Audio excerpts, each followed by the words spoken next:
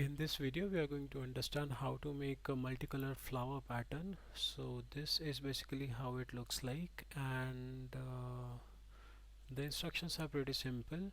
That when you click on the green flag, so the sprite that we are using here, I'm using beetle, so that has to go to the default location, let's say 00, and after that we are using some pen commands, like if anything is drawn earlier on the game stage, that should be erased. Then we are setting the width to 5 and setting the pen color to orange, and then we are putting the pen down that we wish to draw something on the screen. And then for 360 times we are going to just move some steps and turn again, just like in the previous video we have done, like move one step and turn 1 degree to make one circle.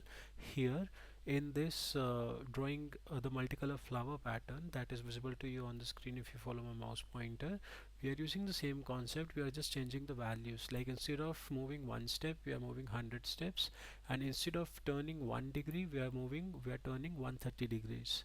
So this is a small variation that is in this code as compared to draw a circle code. And once it is through, then it displays a message and then hides. So this is basically how it works. The concept is similar to the one that we have already done in drawing a circle. So only the values of moving number of steps and turning how many degrees, that is the variation, and rest is fine.